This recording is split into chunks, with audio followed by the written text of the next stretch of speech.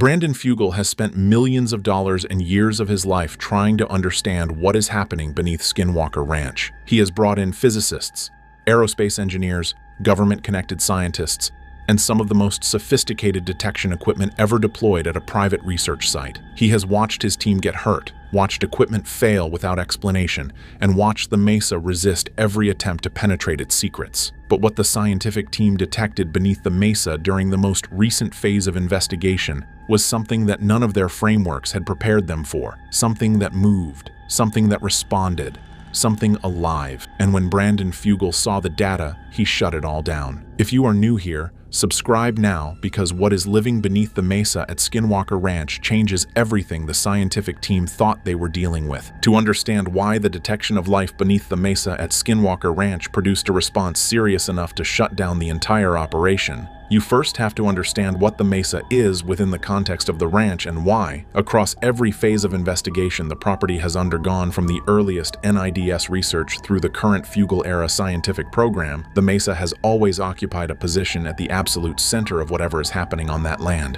The mesa is not simply an elevated geological feature on the Skinwalker Ranch property. It is the focal point around which the most significant and the most inexplicable phenomena documented at the ranch have consistently organized themselves across decades of investigation by multiple independent research teams. The Sherman family, who owned the ranch during the period that first brought it to national attention, documented their most extreme and most disturbing experiences in proximity to the mesa. The Unaired team that investigated the property in the late 1990s and early 2000s identified the mesa as the location producing the highest concentration of anomalous phenomena, and dedicated significant investigative resources to understanding what was generating those phenomena without arriving at a satisfactory explanation. Every subsequent investigation team, including the current scientific program operating under Brandon Fugal's ownership, has found the mesa to be the location where the ranch's phenomena are most concentrated, most consistent, and most resistant to conventional explanation. The physical characteristics of the mesa have been studied extensively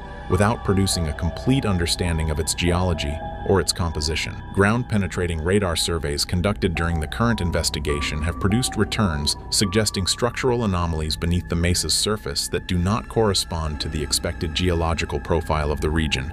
Anomalies that the scientific team has discussed publicly in terms that acknowledge their existence without fully accounting for what produced them or what they contain. Drilling operations directed at the mesa have encountered resistance and equipment failure at depths and under conditions that the team's engineers cannot explain through conventional geological frameworks. The airspace above the mesa has produced more documented anomalous aerial phenomena than any other location on the ranch, and the physical effects on researchers who spend extended time in close proximity to the mesa, the health impacts, the equipment malfunctions, the psychological and physiological responses that the show has documented across multiple seasons are more pronounced and more severe in the mesa's vicinity than anywhere else on the property. All of which means that the detection of something alive beneath the mesa is not simply a new data point added to an existing investigation. It is the thing that every phase of Skinwalker Ranch investigation has been moving toward, the answer to the question that the mesa has been generating for decades, arriving in a form that nobody on the scientific team was prepared to receive. Understanding the significance of what the scientific team detected beneath the mesa requires understanding the program that produced the detection. Because the investigation Brandon Fugal has built at Skinwalker Ranch is not a television production using scientific aesthetics for dramatic effect. It is a genuine and substantially funded scientific research program that happens to be documented by a television production, and the distinction matters because it determines the credibility of everything the program produces, including the detection that shut the ranch down. When Brandon Fugal purchased Skinwalker Ranch in 2016 for $4.5 million, he brought to the property something that previous investigation phases had lacked: the combination of substantial private resources, genuine scientific credibility through his connections to the aerospace and technology industries, and a personal commitment to applying the most rigorous available scientific methodology to a set of phenomena that previous investigations had documented but not explained. The team he assembled reflects that commitment. Dr. Travis Taylor, whose background in astrophysics, optical science, and aerospace defense research provided the program with a level of scientific credentialing that no previous Skinwalker Ranch investigation had possessed, was the lead scientist for the program's most intensive investigative phases. The support supporting scientific team included specialists in geology, physics, biology, chemistry, and electromagnetic phenomena, as well as engineers with backgrounds in defense and aerospace technology who brought both expertise and equipment to the investigation that would not otherwise have been available to a private research program of this kind. The equipment deployed at the ranch under Fugal's program represents a significant escalation from previous investigation phases. Ground-penetrating radar systems capable of imaging subsurface features at depths and resolutions not previously applied to the property, atmospheric monitoring equipment drawn from aerospace and defense applications, biological detection systems designed for field deployment in environments with complex and variable conditions, and a network of fixed and mobile sensors providing continuous monitoring of the property's electromagnetic, acoustic, and environmental conditions at a level of coverage and resolution that the Unaired program, operating with the technology of the late 1990s, could not have achieved. It is this program, built over years of sustained investment and scientific engagement, that produced the detection beneath the mesa. And it is the credibility of this program, established through seasons of documented scientific work at the ranch, that makes the shutdown Brandon Fugal ordered in response to that detection something that cannot be dismissed as a production decision or a dramatic narrative choice. The detection that changed everything at Skinwalker Ranch did not arrive as a single dramatic instrument reading or a single moment of equipment response. It arrived the way the most significant scientific findings typically arrive, as an accumulation of data from multiple independent systems that individually suggested something unusual and collectively pointed toward a conclusion that the scientific team found both compelling and deeply unsettling. The initial indication came from the ground-penetrating radar system that had been conducting ongoing subsurface surveys of the mesa as part of the investigation's long-term geological mapping program. A survey pass conducted during the most recent phase of investigation returned data showing a subsurface anomaly at a depth consistent with the structural irregularities documented in previous surveys, but with a characteristic that had not appeared in prior data. The anomaly was not static. The returns showed a feature that had changed position between successive survey passes, conducted at intervals that the geological team assessed as too short for any known geological process to account for the degree of positional change recorded. Something beneath the mesa had moved. The geological team's initial response was to treat the finding as an instrument artifact, a malfunction or calibration error in the survey equipment, and to run the survey again with recalibrated instruments before drawing any conclusions. The repeat surveys did not resolve the anomaly. They confirmed it, and they added detail that the initial pass had not captured. The moving feature was not uniform in its subsurface signature. It had a boundary, a defined edge that distinguished it from the surrounding geological material in a way that suggested an object or a mass rather than a fluid or gaseous pocket. And its movement between survey passes was not random. It had direction, and across multiple successive surveys, that direction was consistent, suggesting displacement along a trajectory rather than diffuse shifting in response to environmental pressure. When the radar findings were cross-referenced with data from the biological detection systems that had been operating continuously in the mesa's vicinity, the picture that emerged was one that the scientific team found genuinely difficult to process. The biological sensors had been recording environmental data throughout the period covered by the radar surveys. When that data was reviewed against the timeline of the subsurface anomalies' movements, correlations emerged that the team's scientists assessed as statistically significant. The biological sensor readings elevated during periods corresponding to the anomalies' detected movement, not slightly, substantially and repeatedly,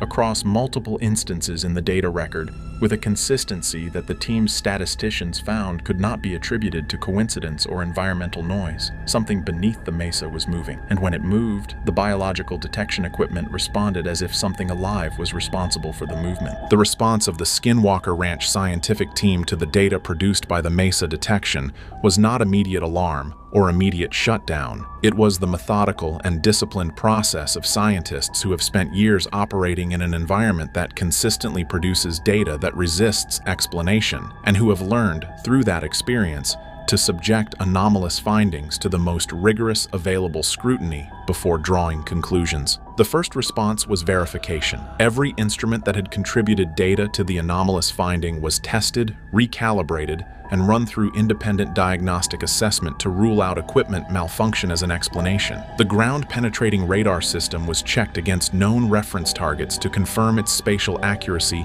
and its positional consistency. The biological detection equipment was calibrated against known environmental inputs to establish that its elevated readings during the anomaly periods were not the product of instrument drift or environmental interference. The data processing and analysis pipeline was reviewed by the team's software and engineering specialists to confirm that the correlations identified between the radar data and the biological sensor data were not artifacts of the analytical method. The verification process took time and was conducted with a thoroughness that reflected both the seriousness of the finding and the scientific team's awareness that a conclusion of this magnitude required the complete elimination of conventional explanations before it could be taken seriously. When the verification process was complete, the conventional explanations had been eliminated. The anomaly was real. The movement was real. The correlation between the movement and the biological sensor response was real. What remained, after every instrument check and every analytical review, was data describing something beneath the mesa at Skinwalker Ranch that was moving with direction and consistency, and whose movement was accompanied by biological sensor responses that the team's scientists could not account for through any mechanism other than the presence of a living organism at the depth and location the radar data indicated. That conclusion was presented to Brandon Fugal. His response was immediate. He reviewed the data personally, asked the scientific team to walk him through their verification process,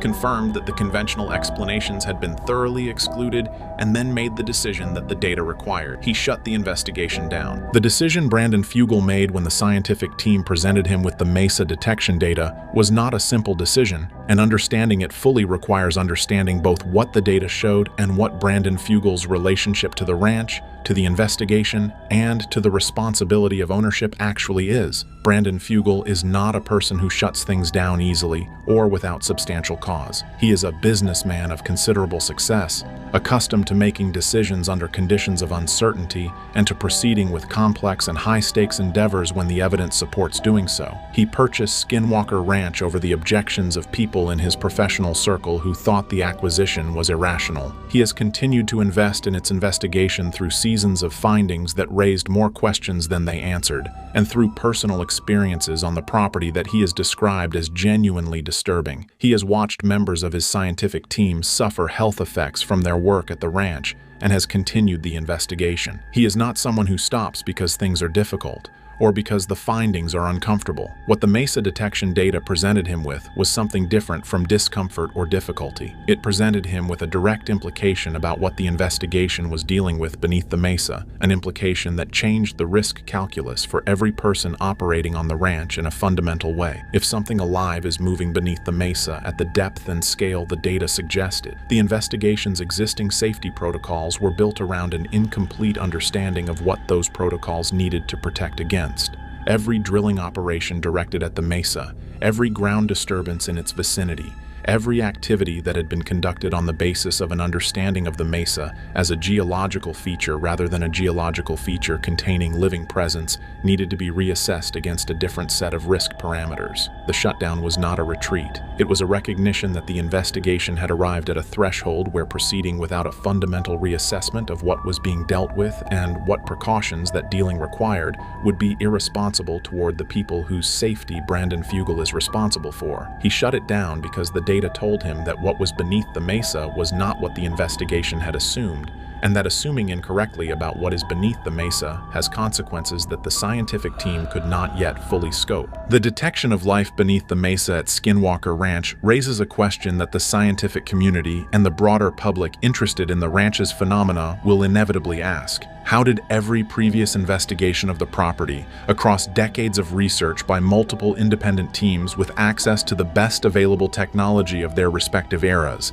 miss something that the current program found? The answer to that question is not simple, and it is not flattering to the idea that the previous investigation phases were comprehensive in their scope or their methodology, but it is also not a reflection of incompetence or carelessness on the part of the researchers who conducted them. The Unaired's program that investigated the ranch in the late 1990s and early 2000s was operating at the frontier of applied paranormal and anomalous phenomena research with the technology and the methodological frameworks available at that time. The ground-penetrating radar systems available to that program were less capable than the current program's equipment in their depth penetration, their spatial resolution, and their ability to detect subtle changes in subsurface features over time. The biological detection capabilities available to NIDS were not designed for the specific application of detecting biological presence at depth in a complex geological environment. The program documented extraordinary things. It established the foundational evidentiary record for the current investigation to build on, but it was not equipped to find what the current program found, and the absence of a finding is not evidence of an absence. The Sherman family, who preceded NIDS and whose experiences on the property remain the most visceral and the most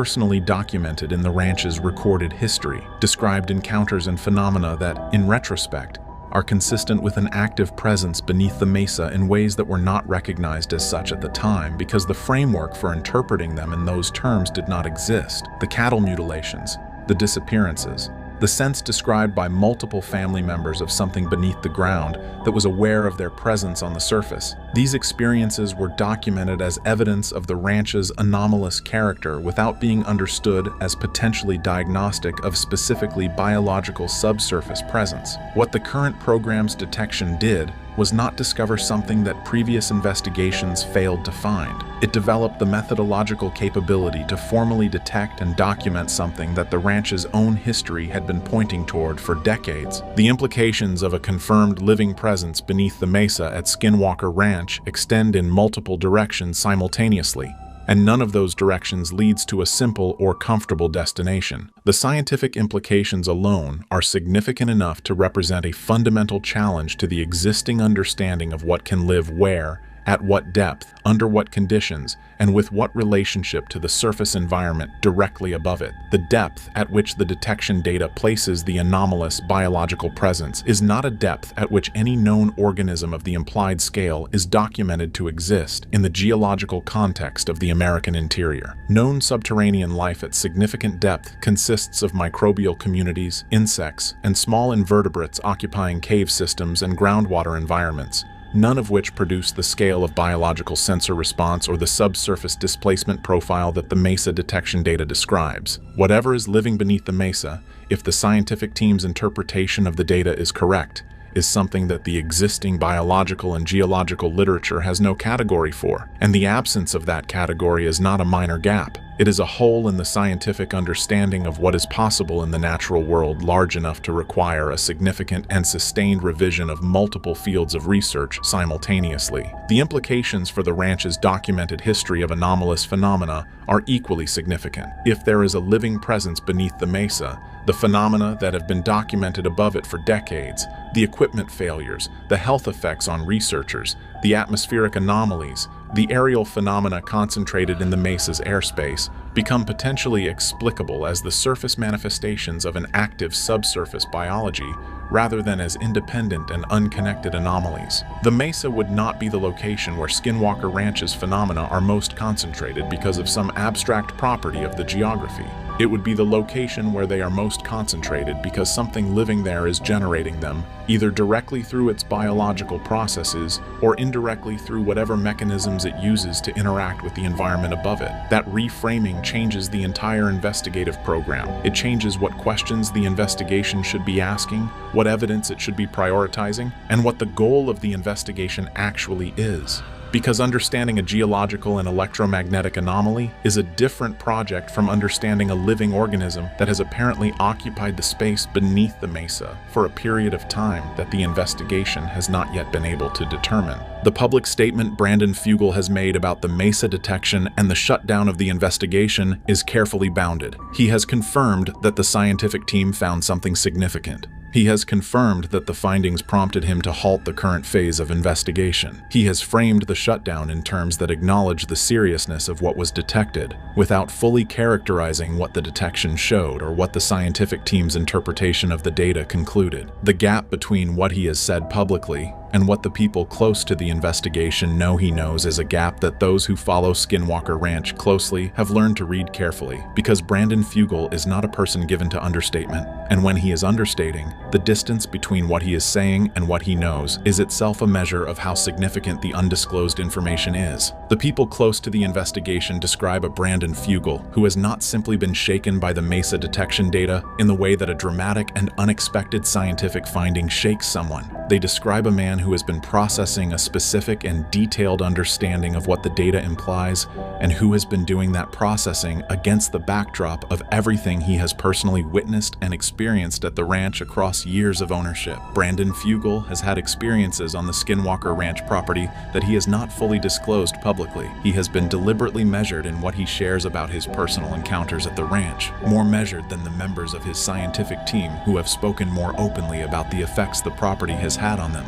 And that measured quality of his public persona on the subject of the ranch is understood by the people who know him to reflect not a lack of significant personal experience, but a deliberate choice about how much of that experience to bring into the public conversation at any given point. The mesa detection data gave that deliberate choice a new and more urgent dimension. What Fugal knows about what is beneath the mesa, assembled from years of personal experience at the ranch, from conversations with the scientific team that have not been made public, and from the specific content of the detection data itself, is a body of knowledge that his public statements have been carefully shaped around without fully revealing. The shutdown he ordered was driven by that knowledge, and the terms on which he will eventually share it fully are terms that the current moment has not yet produced. The shutdown Brandon Fugal ordered is not the end of the Skinwalker Ranch investigation. It is the end of the investigation as it was previously configured, operating on assumptions about the mesa that the detection data has permanently invalidated. What comes next is structured around a single question that everything before it has been building toward. What is living beneath the mesa? The biological material and the full detection data record are being analyzed now, and the results of that analysis will determine the terms on which the investigation resumes and the terms on which what was found is disclosed publicly. For Brandon Fugal, this is the moment his 6 years of ownership have produced. He came to the ranch for answers. The mesa detection is an answer, but one that opens onto questions larger than anything the investigation began with. Something is beneath the mesa. It is alive. It has been there across decades of documented phenomena that the people above it could not explain because they did not yet know what was generating them. Now they know. What Brandon Fugal does with that knowledge is the chapter everything before it was building toward. A routine perimeter sweep at Skinwalker Ranch was supposed to produce nothing. Standard operating procedure. Cameras running, instruments logging, another night of baseline documentation on a property that has spent decades producing phenomenon that nobody can explain. What the footage captured during that sweep was not baseline. It was not explainable, and when the team reviewed it the following morning, the conversation in that room stopped in a way that nobody present has been willing to fully describe on camera since. Subscribe and stay until the end, because what the perimeter footage revealed changes everything. Skinwalker Ranch in the Uinta Basin of northeastern Utah has never behaved the way a normal piece of land behaves. Every other property in the documented history of paranormal investigation sits and waits for something to happen. Skinwalker Ranch has never operated that way. From the moment the Sherman family arrived in the early 1990s and encountered a catalog of phenomenon that dismantled their understanding of physical reality within weeks of moving onto the property, the ranch has functioned less like a location where strange things happen and more like a location that is actively producing them with what researchers who have spent serious time there have described as an unsettling quality of intention. The Shermans documented cattle mutilations performed with a surgical precision that veterinary analysis could not attribute to any known predator or instrument. Objects appeared and disappeared from locked structures without mechanical explanation. Lights moved through the night sky in patterns that violated every known principle of aerodynamics. And something physical and enormous left evidence in the soil of the property that Terry Sherman spent the rest of his life describing in terms that the subsequent decades of ridicule never shook. What the government researchers who followed the Shermans onto the property documented was a phenomenon that behaved with the same quality of apparent intention across independent research programs separated by years of time and significant differences in methodology. The NIDS program funded by Robert Bigelow and the Pentagon's AAWSAP initiative that followed it both produced findings pointing in the same direction.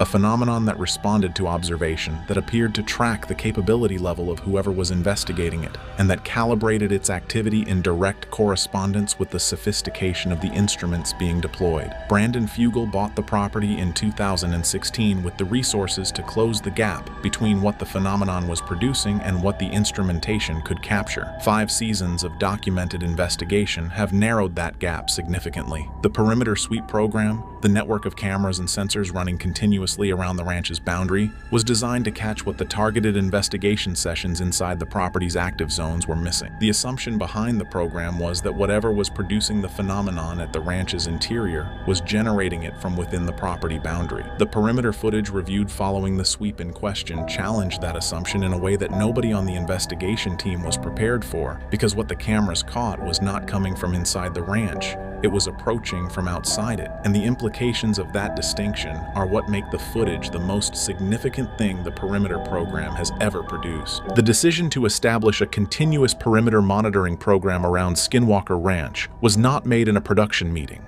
It was made in response to a specific pattern in the investigation data that had accumulated across multiple seasons of fieldwork, and that pointed to a gap in the surveillance architecture the investigation had been operating with: the targeted investigation sessions inside the active zones of the ranch, the mesa, the homestead triangle, the areas of concentrated electromagnetic anomaly that the early seasons had identified, were producing data of increasing specificity and significance. What they were not producing was information about what was happening at the ranch's boundaries during the periods between active investigation sessions. The phenomenon documented at the ranch had consistently demonstrated an awareness of when investigation activity was occurring and where it was concentrated. Equipment failed at rates that correlated with proximity to active investigation zones. Aerial phenomenon was documented predominantly during active session windows. Physical effects on crew members were concentrated in periods of direct investigative engagement with the property's most active areas. The pattern suggested that whatever was producing the phenomenon was responsive to investigation activity in real time, that it tracked where the cameras and instruments were deployed and calibrated its activity accordingly.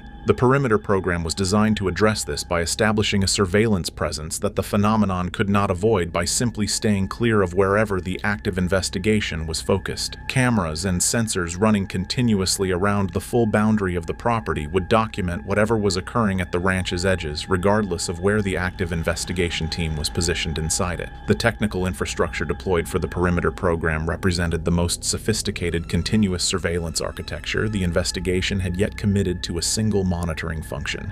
Infrared cameras capable of detecting movement and heat signatures in complete darkness, acoustic sensors running across the full audible and infrasound spectrum, electromagnetic monitoring stations positioned at intervals around the perimeter logging fields strength and frequency data continuously, ground vibration sensors calibrated to detect movement at depths corresponding to the underground structures the sonar had identified beneath the property. The program ran for months before the sweep in question produced the footage that changed what everyone involved thought they understood about the nature and the source of what Skinwalker Ranch has been documenting for decades. What the cameras logged during that sweep was reviewed the following morning by a technical team whose collective fieldwork experience at the ranch runs to hundreds of investigation sessions across multiple seasons. The review session lasted longer than any prior footage review in the program's history, and when it ended, the first call made was not to the production team. It was to a researcher whose background is not in paranormal investigation. To understand the full significance of what the perimeter sweep footage revealed, it is necessary to first understand what every prior investigation of Skinwalker Ranch had been focused on, and what that focus had systematically caused everyone to overlook. The documented history of investigation at the ranch, from the Sherman family's first-hand accounts through the NIDS and AAWSAP programs, and into the current broadcast investigation, has been organized around a consistent assumption. The assumption is that the source of the phenomenon is inside the ranch's boundary, the mesa, the homestead, the active zones identified through years of instrument deployment. All of it has been treated as the origin point of whatever is producing the extraordinary catalog of documented events that have made this property the most investigated paranormal location in American history. That assumption shaped every research program that engaged with the ranch. It shaped which areas the instruments were concentrated in. It shaped the questions the investigations were designed to answer. And it shaped the surveillance architecture that every investigation, including the current one, had deployed before the perimeter program introduced a monitoring presence that looked outward from the ranch boundary rather than inward toward its active zones. The AAW-SAP researchers who spent years at the property with a level of funding and institutional support that dwarfs anything the private investigation has been able to deploy were working inside the same assumption. Their instruments were concentrated on the property's interior. Their investigation sessions were organized around the active zones the preliminary data had identified. Their findings, the portions that have entered the public record through Freedom of Information disclosures, are all oriented inward, toward what is happening inside the ranch boundary rather than toward what might be approaching it from outside. Bruce Leland, a researcher with extensive fieldwork in the region, noted in a published assessment of the cumulative Skinwalker Ranch investigation record that the entire body of documented research shared a single methodological blind spot. Every program had been designed to study the phenomenon from within the territory it was already known to occupy. None of them had deployed systematic monitoring of the approach vectors, the directions and pathways through which whatever was producing the phenomenon arrived at the property before the investigation cameras ever had a chance to document it. The perimeter sweep program was the first systematic attempt to close that blind spot. What it documented when it finally caught something in the sweep in question was evidence that the blind spot had been hiding the most significant element of what Skinwalker Ranch represents. Not what happens inside the boundary, but what the boundary itself is an interface for. The footage from that sweep did not show the phenomenon operating inside the ranch. It showed the phenomenon arriving, and the direction it was arriving from, and the manner in which it was approaching, is what sent the technical team's first call to a researcher whose expertise is not in paranormal investigation. The perimeter sweep that produced the footage in question was conducted during a period of reduced active investigation activity at the ranch, a window between targeted session deployments when the interior of the property was not occupied by the investigation team, and the only surveillance running was the continuous perimeter monitoring network. This detail is significant. The phenomenon documented at the ranch across its investigation history has consistently exhibited an awareness of when active investigation sessions are occurring and a calibrated response to that awareness. During active sessions, the phenomenon produces evidence within the range of whatever instruments are deployed. During inactive periods, the documented assumption has always been that whatever is producing the phenomenon is dormant or absent. The perimeter sweep footage challenges that assumption directly. The cameras began logging anomalous readings at 2:17 in the morning. The electromagnetic monitoring station on the ranch's northern boundary registered a field strength elevation that the continuous baseline data for that station identified as outside the normal variance range for that position. The elevation was not dramatic in its initial magnitude. It was the kind of reading that in a single session review might have been flagged as an instrument artifact and set aside. What made it significant was its duration and its directionality. The elevation held steady for 11 minutes. It did not spike and return to baseline in the pattern of an equipment artifact or an atmospheric transient. It held, and then it began moving. The electromagnetic anomaly tracked across the northern boundary sensors in a sequential pattern, Station 1 registering the elevation first, then Station 2, then 3, in a progression consistent with something moving along the outside of the ranch's northern perimeter, at a pace the sensor data allowed the technical team to calculate. The infrared cameras covering the northern boundary logged their first anomalous reading at 2:23. The image captured in that initial frame, and in the 47 frames that followed across the next 6 minutes, is what the technical team spent the rest of that review session trying to find a conventional explanation for. The acoustic sensors running along the northern perimeter registered something in the infrasound range beginning at 2:19, 2 minutes before the infrared cameras logged their first visual anomaly, at frequencies and with a structural pattern that the audio specialist on the technical team identified as unlike anything in the ranch's prior acoustic monitoring record. The ground vibration sensors logged their first reading at 2:21. The vibration signature they recorded was not consistent with animal movement across the surface. It was consistent with something moving through the underground formation that runs beneath the northern section of the ranch's boundary. All 4 sensor categories registered anomalous readings within a 6-minute window. All 4 readings were directionally consistent, originating outside the ranch boundary and moving toward its interior, and all 4 ceased simultaneously at 2:29, 12 minutes after the electromagnetic station first logged the elevation that started the sequence. The infrared footage from the northern perimeter cameras covering the relevant window is the centerpiece of what the sweep produced and the element of the recording that the technical team returned to repeatedly during the review session that followed. Infrared cameras operating at the sensitivity level deployed in the perimeter program produce imagery that is unambiguous in its basic content.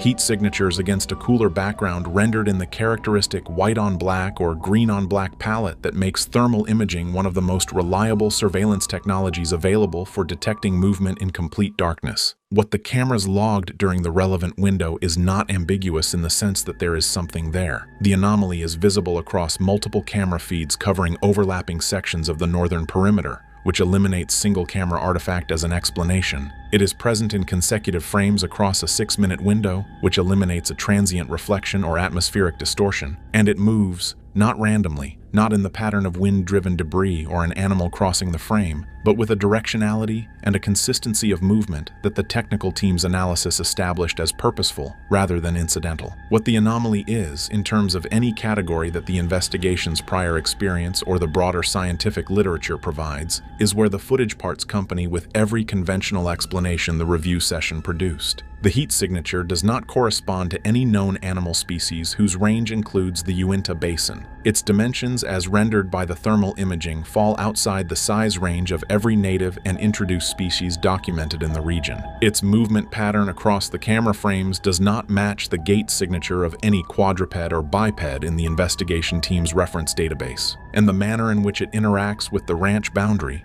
approaching to within a specific distance, and then holding that distance with a consistency that the frame-by-frame analysis documents across the full 6 minutes of its presence, suggests an awareness of the boundary itself that no animal operating on instinct or territorial behavior would exhibit. The most significant element of the infrared footage is not what is visible in the frames where the anomaly is present. It is what happens in the frames immediately before its first appearance and immediately after its final one. In the 3 frames preceding the first frame in which the anomaly registers, the background thermal environment of the northern perimeter changes in a manner that the camera's baseline data identifies as outside normal variance. The ambient temperature reading across the frame drops by a margin that the technical team's analysis flagged as requiring explanation before the anomaly itself had even been identified as the focus of the review. And in the frames following the anomaly's disappearance, the background thermal environment returns to baseline, not gradually, as it would following a natural temperature event, but instantaneously, between one frame and the next, with no transitional period. That instantaneous return to baseline is the detail that sent the technical team's first call to a researcher outside the investigation's normal chain of consultation. It is not how temperature works. It is not how anything that operates within the known physical parameters of the natural world works, and it is not the first time something documented at Skinwalker Ranch has behaved as though the known physical parameters of the natural world do not apply to it. It is the first time that behavior has been documented at the ranch's perimeter, rather than its interior. The infrared footage is the most immediately striking element of the sweep, but it is not the most analytically significant. That distinction belongs to the instrument data running concurrently, 4 independent data streams that cannot be explained away by any argument about camera artifacts or thermal imaging anomalies. The electromagnetic data from the northern boundary stations tells a story that begins before the cameras logged their first visual anomaly. The field's strength elevation was concentrated and localized, highest at the stations closest to where the infrared cameras placed the anomaly, decreasing in precise inverse proportion to distance. That spatial distribution allows triangulation. When that triangulation is mapped against the infrared footage frame by frame, the electromagnetic source position and the thermal anomaly position correspond with a precision the technical team characterized as beyond the margin of coincidence. The acoustic infrasound data adds a third independent stream. The readings logged 2 minutes before the cameras first captured the thermal anomaly are structured, cycling through a repeating sequence with the internal organization of a signal rather than background noise. The ground vibration data is the 4th stream and the most consequential. Its signature indicates a source at depth, a depth corresponding precisely to the upper boundary of the underground void network the sonar has mapped beneath the northern perimeter. Something was moving through the underground formation at the same time. Something was approaching from above. 4 independent streams, 1 6-minute window, 1 location. The perimeter sweep data forces a reconsideration of the entire body of Skinwalker Ranch investigation that preceded it. Every prior program, NIDS, AAWSAP, the current broadcast investigation, produced its data from inside the property boundary, oriented toward the phenomenon's expression within that boundary.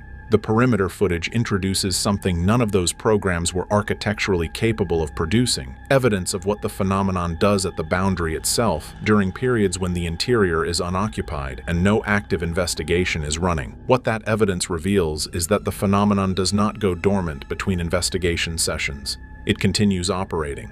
And what it does when the interior is unoccupied is different in character from what the active sessions document. The active sessions capture the phenomenon responding to investigation, calibrating its output to instrument capability, producing evidence within the range of what can be captured. The perimeter data captures something different. It captures the phenomenon approaching from outside the boundary, moving along that boundary with an awareness of it, and engaging with the underground structure beneath it in a manner the vibration data establishes as active and deliberate. The implication is the most significant reframing the investigation has produced. The ranch is not the source of the phenomenon, it is a destination. Whatever has been documented at Skinwalker Ranch for decades does not originate on the property. It arrives there, and it arrives through pathways the interior-focused investigation has never been positioned to observe. The section of the Uinta Basin from which the perimeter data establishes the phenomenon was approaching is not a section that prior investigation programs overlooked out of oversight. It was overlooked out of policy.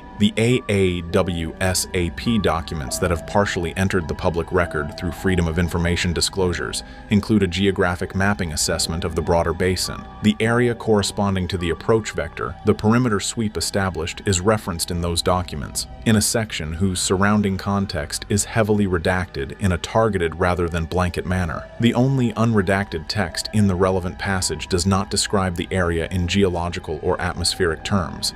It describes it in the language of access restriction. Someone within the AAWSAP structure investigated that section of the basin, documented what they found, and those findings were restricted to a subset of program personnel whose identity the release documents do not disclose. The current investigation has never deployed instruments there. The broadcast episodes have never addressed it. The perimeter sweep footage is the first evidence produced outside the classified research framework that connects it directly to what is operating at the ranch. The government knew where the phenomenon was coming from. They investigated the source, restricted their findings, and said nothing to any research program that came after them. The perimeter footage just pointed the current investigation directly at what they were protecting. Skinwalker Ranch has been documented, investigated, and studied for decades by programs ranging from lone researchers to Pentagon-funded initiatives with classified budgets. Every one of them pointed their instruments inward, at the mesa, at the homestead, at the active zones inside the boundary. Every one of them was looking in the right place for the wrong reason. The ranch is not where the phenomenon originates. It is where the phenomenon arrives. The perimeter sweep footage is the first evidence produced outside the classified research framework that establishes where it arrives from. And the approach vector it establishes points directly at a section of the Uinta Basin that the government investigated, restricted, and declined to share with anyone who came after them. That section of the basin has never been systematically monitored by any public investigation program. It has never been addressed in any broadcast episode. It has never appeared in any Freedom of Information disclosure in a form that reveals what the AAWSAP team found there. The perimeter footage just changed that. The investigation now has a direction that decades of interior-focused research could never have produced. What is waiting at the end of that approach vector has been waiting for a long time, and whatever it is, the government has known about it since before the current investigation began. Skinwalker Ranch has spent decades producing phenomenon that science cannot explain and questions that no institution has been willing to answer. But what is breaking right now from the property is different in character from everything that came before it. This is not another anomalous reading or another piece of equipment failing in a localized zone. This is the ranch communicating something specific, and the news it is breaking is not good. Subscribe and stay until the end, because what Skinwalker Ranch is telling us right now demands to be heard. Skinwalker Ranch in the Uinta Basin of northeastern Utah has never been a passive location. Every other allegedly haunted or paranormal property in the documented history of this field sits and waits for investigators to come and find what it contains. Skinwalker Ranch has never operated that way. From the moment the Sherman family arrived in the early 1990s and found themselves confronted with a catalog of phenomenon that dismantled their understanding of the physical world within weeks of moving onto the property, the ranch has functioned less like a location where strange things happen and more like a location that is actively doing something. The distinction matters more now than it ever has. The Sherman family's account of their time on the property, cattle mutilated with a surgical precision that veterinary analysis could not attribute to any known predator or instrument, objects appearing and disappearing from locked structures, lights moving through the night sky in patterns that violated every known principle of aerodynamics, and at least one encounter with something physical and enormous that left evidence in the soil and left Terry Sherman with a conviction about what he had seen that decades of subsequent ridicule never shook, was not an account of a family being disturbed by random paranormal activity. It was an account of a family being subjected to a sustained and escalating series of events that appeared to have a source, a direction, and something uncomfortably close to an intention. The government researchers who followed the Shermans, first under the NIDS program funded by Robert Bigelow, then under the Pentagon's AAWSAP initiative that designated the ranch as a primary research site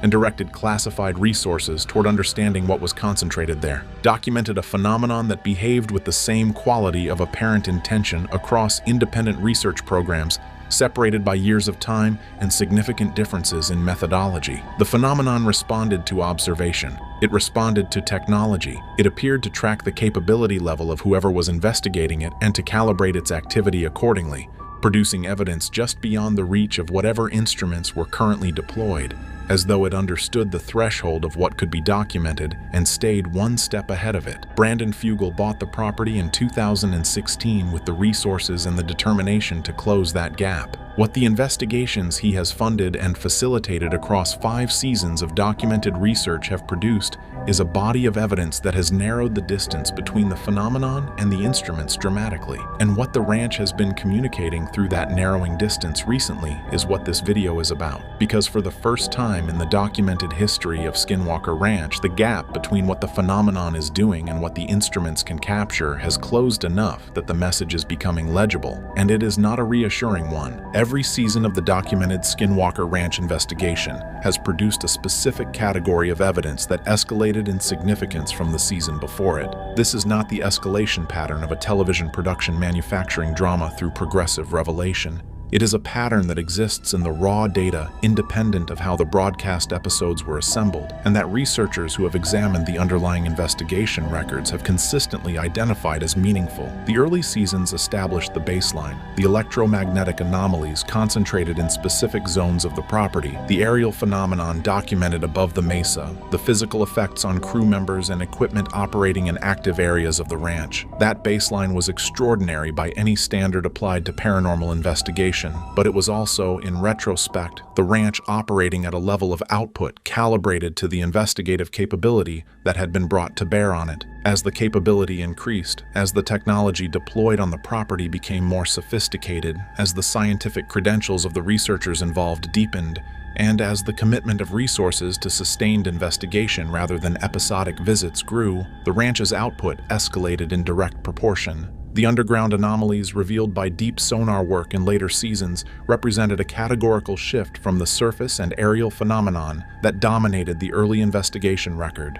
The suggestion that significant structured voids existed beneath the mesa at depths that the drilling operation had not yet reached introduced a subterranean dimension to the ranch's activity that reframed everything the surface investigation had documented. If what was operating in the airspace above the ranch and affecting the physical environment on its surface was connected to something operating underground beneath it, then the property was not a location where a phenomenon was occurring. It was an interface, a point of contact between whatever existed beneath the ground and whatever was moving through the sky above it. The research conducted in the most recent seasons has been pushing toward that interface with an urgency and a methodological sophistication that no prior investigation of the property has matched. And what the instruments have been detecting as the investigation approaches the underground structures the sonar identified as what the ranch has apparently been building toward since the first camera was pointed at the sky above the mesa. The readings are not getting stranger as the investigation gets closer to the underground structures.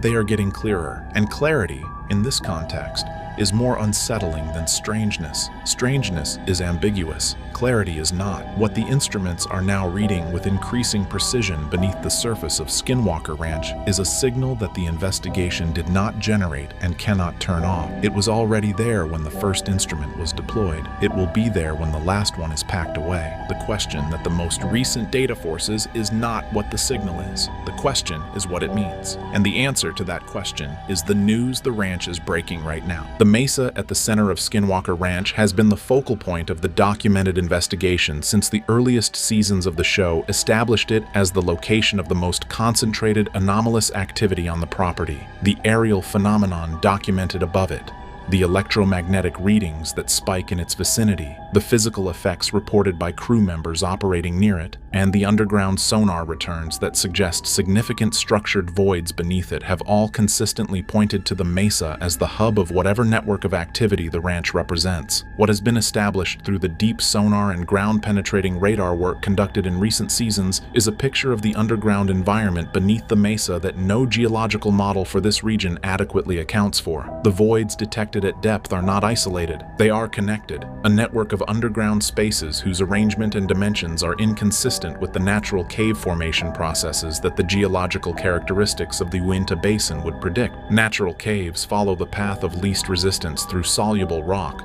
producing irregular asymmetrical voids shaped entirely by the chemistry of water moving through stone over geological time. What the instruments have mapped beneath the mesa does not follow that pattern. The spaces are too consistent in their geometry, the connections between them are too regular in their spacing, and the depths at which the largest voids are concentrated correspond precisely with the depths at which the electromagnetic anomalies detected on the surface are most intensely focused, a correspondence that indicates the underground structures and the surface phenomenon are not independent features of the property but components of the same system operating across the boundary between the subterranean environment and the surface above it. The drilling operation that has been attempting to physically access the underground structures beneath the mesa has encountered resistance that the geological composition of the formation does not explain. Equipment that operates without difficulty on comparable geological formations elsewhere in the Uinta Basin has failed at specific depths beneath the mesa in patterns that the production's technical team has documented across multiple drilling attempts, and that are consistent enough to constitute a documented pattern rather than a series of independent mechanical failures. Something beneath the mesa is not indifferent to the drilling operation. The resistance the drilling has encountered is calibrated. It intensifies at specific depths and in specific locations, in a manner that correlates with the underground structure map the sonar has produced. Whatever is down there knows the drilling is happening, and the news it is communicating through the pattern of that resistance is the first specific message the ranch has delivered in a form that the investigation has been technically equipped to read. Among the most significant and least discussed findings to emerge from the Skinwalker Ranch investigation in its most recent phases is the detection of structured electromagnetic signals emanating from beneath the property at frequencies and with characteristics that the investigation's scientific team has been unable to attribute to any known natural or human-made source. Electromagnetic signals in themselves are not extraordinary.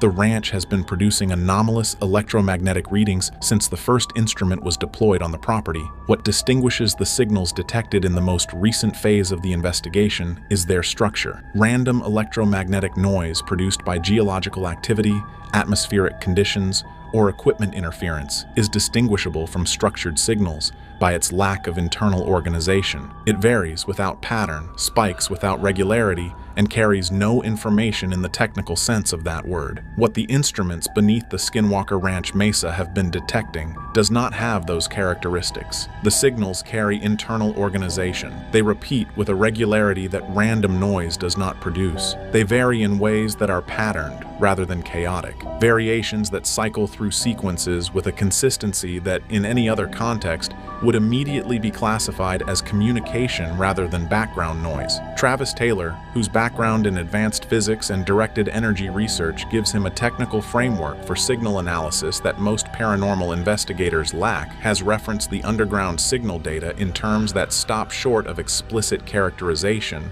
but that carry an implication. His scientific training would not permit him to state directly without a level of verification the investigation has not yet achieved. What he has said in the careful language of a scientist who understands the professional consequences of overstating a finding is that the signal characteristics are inconsistent with any known geological or atmospheric process, and that the data warrants further analysis by specialists whose expertise in signal structure and communication theory exceeds what the current investigation team encompasses. That is a scientist's way of saying that what the instruments are detecting beneath Skinwalker Ranch looks like a message. The news the ranch is breaking is embedded in that signal, and the reason it is not good is not because the signal is threatening in any overt sense. It is because a structured signal of unknown origin emanating from beneath a property with the documented history of Skinwalker Ranch detected at depths that correspond to underground structures whose geometry is inconsistent with natural formation by instruments whose readings have been independently verified across multiple sessions does not have a reassuring explanation available to it. Every explanation that fits the evidence points in the same direction, and that direction is one that the scientific establishment, the governmental institutions that have been monitoring this property for decades, and the broader public conversation about what is and is not possible in the physical world are not currently equipped to absorb without significant disruption to frameworks that a great many institutions have a great deal invested in maintaining. The broadcast version of Skinwalker Ranch across its most recent seasons has demonstrated a quality that careful viewers of the show have noted without always being able to articulate precisely. The investigations have been producing data of increasing specificity and significance. The scientific team has been responding to that data with a visible quality of controlled urgency, a restraint in how conclusions are stated that reads less like scientific caution and more like awareness of what stating those conclusions plainly would mean. There is a difference between a scientist who has ambiguous data and is genuinely uncertain about its implications, and a scientist who has data whose implications are clear and is choosing carefully how much of that clarity to put on record. The behavior of the Skinwalker Ranch scientific team across the most recent seasons has increasingly exhibited the characteristics of the second category rather than the first. Travis Taylor does not appear uncertain about what the underground signal data means. He appears aware of what it means and in the process of determining what can be said about it within a framework of professional and institutional constraints that the broadcast format of the show has never fully surfaced for the audience. Brandon Fugal's recent public statements about the ranch have shifted in a direction that is consistent with a property owner who has moved from investigation towards something closer to preparation. A subtle but detectable change in how he discusses what the ranch has produced and what his responsibilities in relation to those findings are. The questions the investigation is no longer asking are as significant as the questions it is actively pursuing. Early seasons of the show organized each episode around specific investigative questions. What is causing the electromagnetic anomaly in this zone? What is the origin of the aerial phenomenon above the mesa? What does the sonar return in this section of the underground indicate? The most recent investigation activity has moved away from that question-per-episode structure towards something that looks more like the systematic documentation of a phenomenon whose basic nature the team has resolved and whose specific parameters they are now mapping with the focused methodology of people who know what they are dealing with and are building a record of it. That shift in investigative posture is itself the most significant communication the ranch has produced in its most recent phase.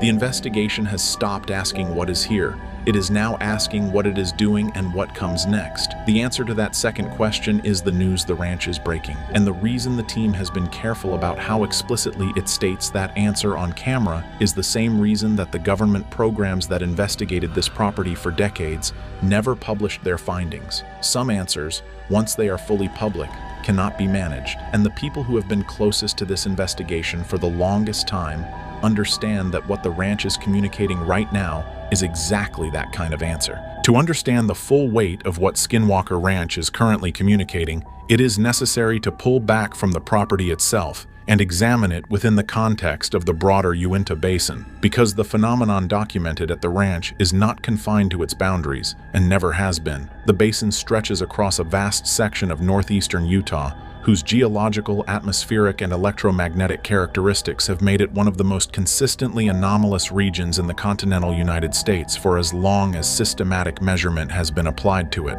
The concentration of reported UAP activity above the basin, the pattern of electromagnetic anomalies distributed across its geography, and the underground structural abnormalities that deep geological surveys have documented across multiple sections of the region all indicate that what is operating at Skinwalker Ranch is a local manifestation of a basin-wide phenomenon rather than an isolated property-specific event. The discoveries made in recent years at Blind Frog Ranch, located less than 15 miles from Skinwalker Ranch within the same basin, have added a physical dimension to this understanding that the aerial and electromagnetic evidence alone could not provide. The underground chamber accessed by the Blind Frog Ranch excavation team, with its geometric consistency, its treated wall surfaces, and the structured markings documented within it, represents the first direct physical access point to whatever network of underground structures the deep sonar work across the basin has been suggesting exists beneath this region. The correspondence between what the Blind Frog Ranch excavation found underground and what the Skinwalker Ranch sonar has been mapping beneath the mesa is too specific to be coincidental. Both properties sit above underground formations whose geometry is inconsistent with natural cave development. Both properties produce surface phenomena, electromagnetic anomalies, aerial objects, physical effects on human observers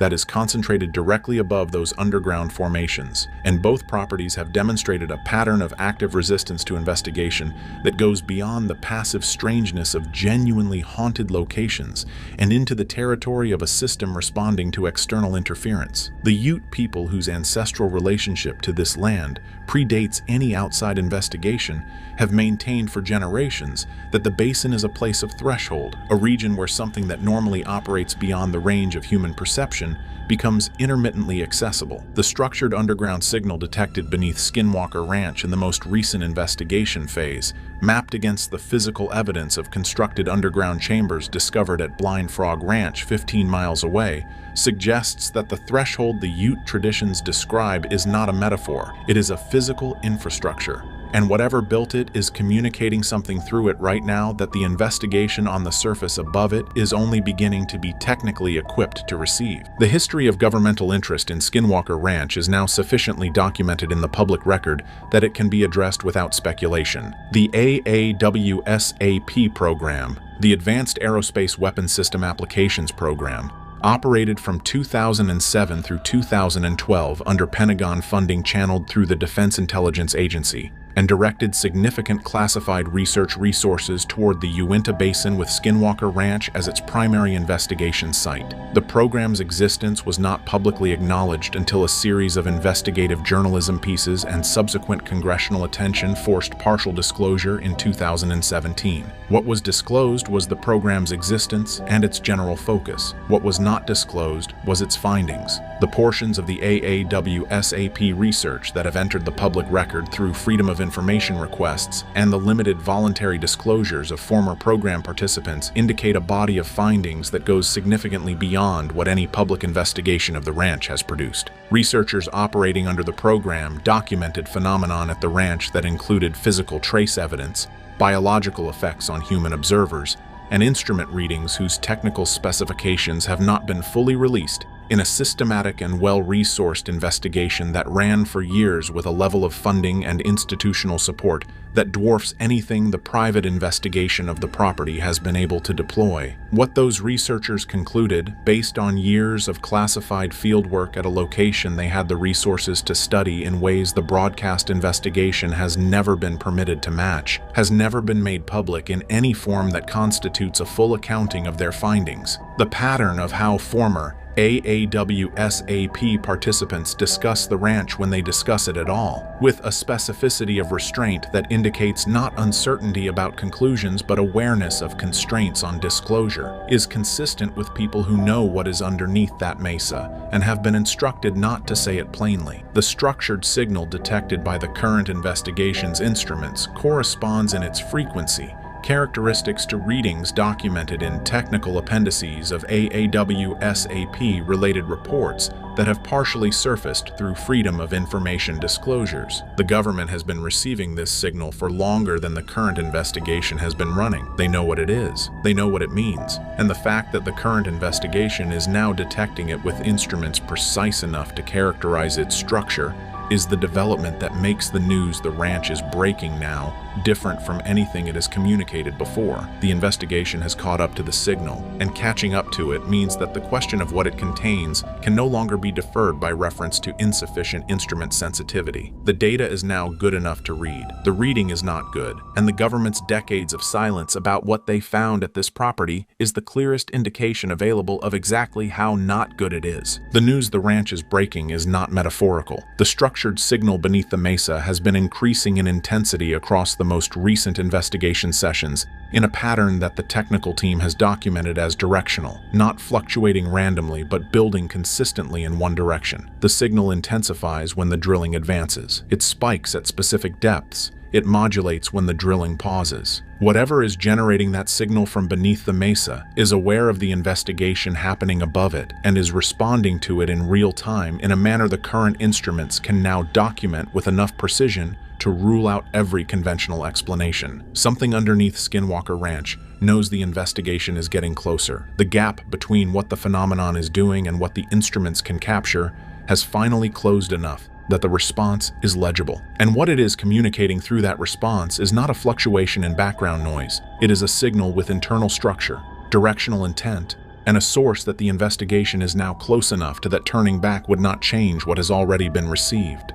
Brandon Fugal has never locked down Skinwalker Ranch. Through 5 seasons of aerial phenomenon, underground discoveries, crew hospitalizations, and instrument readings that dismantled every conventional explanation his scientific team applied to them, the gates stayed open and the investigation kept moving. Until now, scientists on the property confirmed something this week that produced a lockdown decision that nobody in the investigation's history has ever made before. Subscribe and stay until the end, because what they confirmed is the reason. Brandon Fugal's identity as the owner and driving force behind the Skinwalker Ranch investigation is built on a specific and consistent quality that has defined every season of the broadcast record: the quality of continuation. Where the Sherman family eventually left, where the NIDS program eventually wound down, where the AAWSAP initiative eventually had its funding discontinued, Fugal has kept moving. The investigation he inherited when he purchased the property from Robert Bigelow in 2016 came with a documented history of every prior program that engaged seriously with what the ranch produced, eventually reaching a point at which continuation became impossible. Whether through financial pressure, institutional resistance, personal toll, or the specific quality of exhaustion that sustained proximity to this property's phenomenon produces in the people who experience it directly. Fugal absorbed all of that prior history before he committed the resources that purchasing and operating the investigation required. He understood that every program before his had stopped. He decided that understanding was a reason to build something more durable rather than a warning to reconsider. The production framework he established, the History Channel broadcast deal, the assembly of a scientific team anchored by Travis Taylor's aerospace and defense research credentials, the continuous monitoring infrastructure that gave the investigation a surveillance presence the prior programs had never sustained, was designed specifically to outlast whatever the ranch produced. It was designed to keep moving. The seasons that followed validated that design. The investigation documented aerial phenomenon, electromagnetic anomalies, underground structures, physical effects on crew members, and an escalating body of instrument data that would have ended any prior program within its first season, and that the Fugal operation absorbed, documented, and kept investigating. There was no lockdown when a crew member required medical evacuation. There was no lockdown when the drilling operation encountered resistance at depths whose correspondence to the sonar-mapped underground voids indicated the resistance was not geological. There was no lockdown when the perimeter cameras documented something approaching the property from outside the fence line in a sequence whose 4 independent data streams the investigation's technical team could not account for conventionally. Through all of it, the gates stayed open. What the scientists confirmed this week closed them, and the specific nature of what they confirmed is what makes a lockdown decision from the man who has never made one the most significant single event in the modern history of the Skinwalker Ranch investigation. The scientists whose findings produced the lockdown decision were not members of the investigation's regular research team. They were brought onto the property specifically to assess a body of data that the investigation's existing scientific infrastructure had produced across the most recent investigation phase, and that Travis Taylor had determined required external validation before any conclusions about its implications could be responsibly drawn. The decision to bring in outside assessment was itself significant. Taylor's professional standards have always been high enough that the investigation's prior anomalous findings had been subjected to rigorous internal analysis before being presented to any outside party. The fact that this specific body of data was assessed internally and then referred for external validation rather than being processed within the normal analytical pipeline indicates that what the internal analysis produced was something Taylor's scientific discipline required him to verify independently before he was willing to act on it. The outside scientists brought to the ranch represented 3 specific disciplines whose combined relevance to what the investigation's instruments had been detecting was deliberate rather than coincidental. A geophysicist whose academic background included research into unusual electromagnetic propagation through subsurface geological formations. A physicist specializing in directed energy systems whose professional history included classified defense research programs operating in the same technical domain as several of Taylor's prior NASA projects. And a materials scientist whose laboratory had conducted independent analysis on physical samples recovered from the ranch's active zones in prior investigation phases.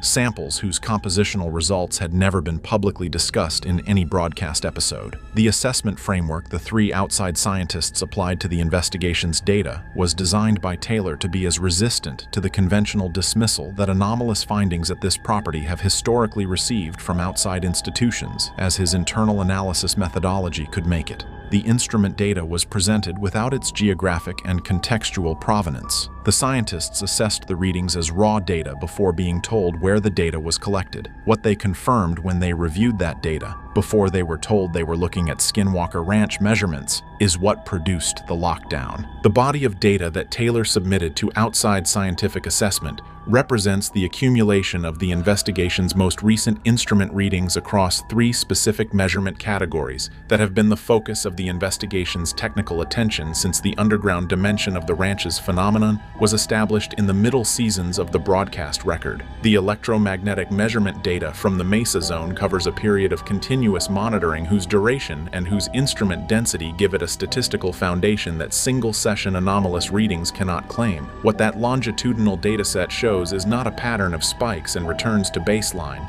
the pattern that characterizes instrument response to transient environmental events. It shows a directional movement. The baseline itself is rising. The electromagnetic environment of the Mesa zone has been measurably and consistently different from what it was at the beginning of the monitoring period, and the rate of that change has been accelerating across the most recent measurement sessions in a manner that the geophysicist brought in for the external assessment described in terms that the investigation's internal record captures with the specific quality of professional restraint that indicates a scientist choosing their words about an extraordinary finding very carefully. The underground vibration data from the drilling zone adds the second dimension of the assessment package. The vibration signatures logged by the sensors positioned at the boundaries of the underground void network have been showing a change in their structural characteristics across the recent measurement period, not in their frequency range, which has remained consistent with what the investigation established as the baseline for those sensors, but in their internal organization. The randomness metric applied to those signatures has been declining. The patterns they contain have been becoming less random over time in a progression whose statistical significance the outside assessment confirmed as real and whose conventional explanation the geophysicist was unable to provide. The third data stream is the one that Taylor has been most careful about in every public reference he has made to the current investigation phase: the thermal anomaly documentation from the perimeter monitoring network. What that documentation shows across the recent recording period is a change in the frequency and the proximity of anomalous thermal signatures at the ranch boundary that the perimeter program has been logging since its establishment. The signatures are appearing more often. They are appearing closer to the fence line, and they are appearing in the coordinated spatial distributions that the investigation's prior analysis established as the behavioral signature of whatever the perimeter cameras have been documenting. Distributions that the materials scientist brought in for the outside assessment noted, without being told anything about the prior investigation record, were inconsistent with any known animal behavior pattern in any terrestrial ecosystem she had previously encountered in her research work. The geophysicist's assessment of the underground data produced the finding that Taylor has described in the limited internal communications that have been referenced in accounts of the lockdown decision as the most technically significant result the outside assessment generated. Her professional background in electromagnetic propagation through subsurface geological formations gave her the analytical framework to engage with the Mesa Zone's underground data in a way that the investigation's prior geological consultants, whose backgrounds were in surface geology and mining, had not been positioned to apply. What she found when she applied that framework to the combined electromagnetic and vibration data from the underground measurement network was a correspondence between the two data streams that the investigation's internal analysis had identified as potentially significant without being able to characterize technically. The electromagnetic readings and the vibration signatures from the underground sensor network are not independent. Their variations are correlated. Specific changes in the electromagnetic data are consistently followed by specific changes in the vibration data, and the relationship between those changes follows a pattern whose mathematical structure the geophysicist's analysis characterized as consistent with a coupled system rather than two independent phenomena occurring in the same location. A coupled system is a physical system in which two or more components interact with each other, in which the state of each component influences the state of the others. The electromagnetic environment and the physical vibration environment beneath the Skinwalker Ranch mesa are behaving as components of a coupled system. Whatever is generating the electromagnetic signal is connected to whatever is generating the vibration signatures. They are not two separate anomalous features of the underground environment. They are two expressions of the same thing. The geophysicist's characterization of what that thing might be is the element of her assessment that the investigation's internal record captures with the most carefully chosen language. She said that the coupled system's behavior was consistent with a system that was responding to an external input. The input she identified as the most likely candidate, based on the timing correlations between the coupled system's state changes and the surface-level events documented in the investigation's concurrent records, was the drilling operation. The underground coupled system responds to the drilling. Its responses are not random. They are structured, they are directional, and they are escalating in a manner that the geophysicist described as consistent with a system approaching a threshold state. What happens at that threshold, she declined to speculate about. What she confirmed is that the system is moving toward it. The physicist specializing in directed energy systems brought a professional framework to the assessment that no prior scientific consultant engaged by the Skinwalker Ranch investigation had possessed. His background in classified defense research involving directed electromagnetic energy, the development, deployment, and detection of systems that use focused electromagnetic radiation as operational instruments gave him a reference vocabulary for the electromagnetic data from the Mesa Zone that the investigation's internal analysis had been working without. What he said about the signal when he reviewed the data before being told where it was collected is the element of the outside assessment that has been described by people familiar with the lockdown decision as the finding that moved Brandon Fugal from concern to action. The signal's characteristics, the frequency range, the internal structure, the directional propagation pattern,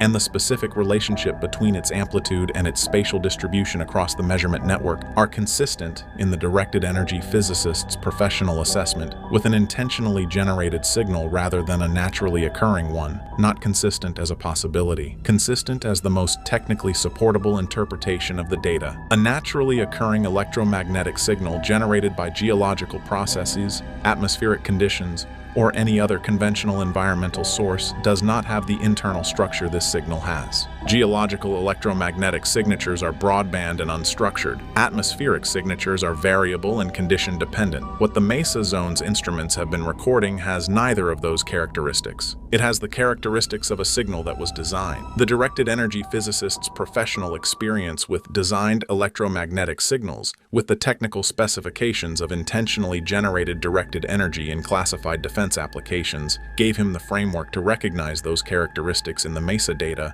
and to describe what he recognized with the precision that his background demanded. He told the assessment team that the signal beneath the Skinwalker Ranch mesa bore the technical hallmarks of a directed energy system operating in a frequency range and with an internal structure that no human technology he was aware of had been demonstrated to produce. Not similar to human technology, not reminiscent of human technology, beyond the demonstrated capability of any human technology he had professional knowledge of. That assessment, from a physicist whose classified defense research background gave him access to the full range of human-directed energy capability, is what the lockdown was built around. The materials scientist's role in the outside assessment was initially conceived as the most peripheral of the three, a supplementary validation of the physical evidence component of the investigation's findings rather than a primary analytical contribution to the assessment of the instrument data. What her engagement with the investigation's data produced was anything but peripheral. Her prior laboratory work on physical samples from the ranch's active zones,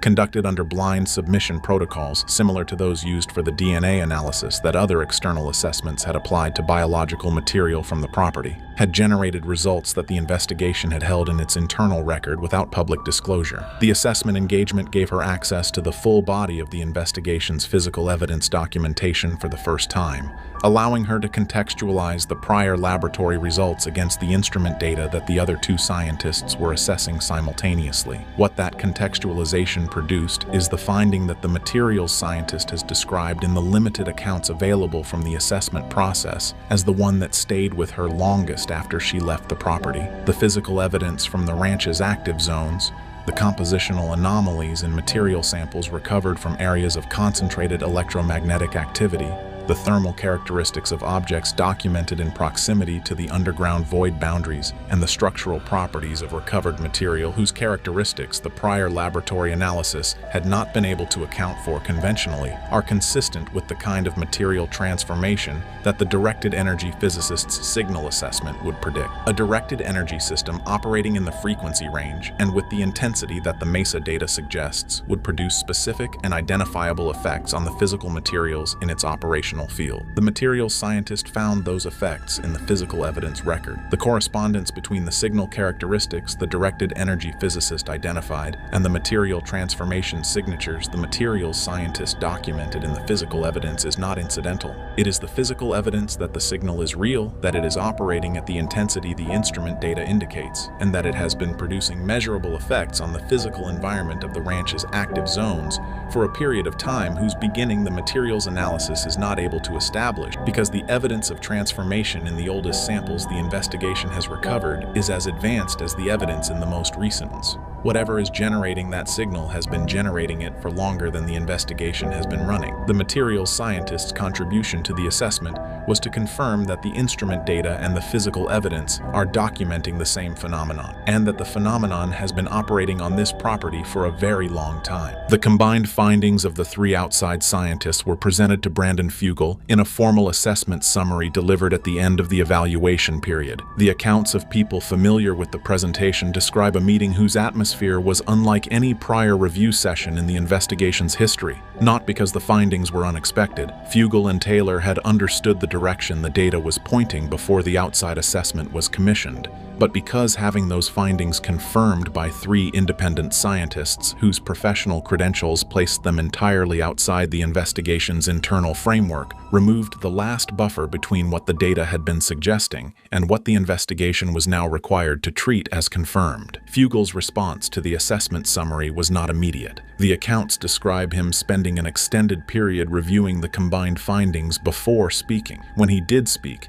the first thing he said was not about the science. It was about the people on the property, the crew members, the production staff, the technical team, everyone whose presence on the ranch in the current investigation phase constituted an ongoing exposure to a phenomenon that the outside assessment had just confirmed was operating at a scale and with an intentionality that none of the prior season's safety protocols had been designed around. The lockdown decision followed from that concern directly, not from the scientific implications of what the assessment had confirmed. Those implications were significant enough to occupy the investigation's analytical attention for a long time to come. From the immediate practical question of whether the people currently working on the property were doing so with adequate understanding of what the outside assessment had just established about the environment they were working in. Fugal's answer to that question was that they were not, and his response to that answer was the lockdown. The gates were closed, the active investigation was suspended, and the communication to the History Channel that followed, the communication that has produced the public acknowledgement of the lockdown that this video documents, was made with the directness of a man who has spent years carefully managing what he says about this property, and who has decided that this specific development is one that the audience the investigation has built across 5 seasons deserves to be told about honestly. A lockdown at Skinwalker Ranch is not a pause. It is not a production break or a scheduled hiatus in the investigation's operational calendar. The investigation that Brandon Fugal has been running since 2016 has never had a scheduled hiatus. The continuous monitoring infrastructure runs regardless of whether an active investigation team is on the property, and the data that infrastructure produces has driven the research agenda across every season without interruption. What the lockdown represents is a fundamental reassessment of the relationship between the investigation and the phenomenon it has been studying. A reassessment driven by the outside assessment's confirmation that the phenomenon is operating at a scale, with a technical sophistication, and with an apparent awareness of the investigation's activity that the prior 5 seasons' safety and operational frameworks were not built to account for. The specific operational changes the lockdown has produced are not fully in the public domain. What is known from the accounts available is that the active investigation team's presence on the property has been suspended pending the development of revised protocols that reflect what the outside assessment established about the electromagnetic environment in the active zones. The physical infrastructure changes that the lockdown has prompted, the assessment of the current monitoring equipment safety specifications against the signal intensity the directed energy physicist confirmed, the evaluation of the crew's prior exposure history against the materials scientists' findings about the physical transformation effects the signal produces, represent an operational overhaul of a kind that the investigation has never previously undertaken. What the lockdown also represents for the investigation's public record is a communication whose significance the audience that has followed the show across 5 seasons is fully equipped to understand. Brandon Fugal has never closed the gates before. He has never suspended active investigation for any reason. The fact that he has done so now, in response to a scientific assessment whose findings he has chosen to characterize publicly rather than manage privately, communicates something specific about what the assessment confirmed that is separate from and more significant than any technical description of the findings themselves. It communicates that whatever has been operating beneath and around Skinwalker Ranch has been confirmed as something that the people getting close to it need to approach differently than they have been. That communication is the most honest thing the investigation has produced in 5 seasons of remarkable honesty, and it deserves to be heard. Every program that has ever investigated Skinwalker Ranch has eventually stopped. The Shermans left. Unaired wound down. AWSAP classified its findings and went quiet. What made Fugal different was that he never stopped. Until now, the lockdown is not a failure of the investigation.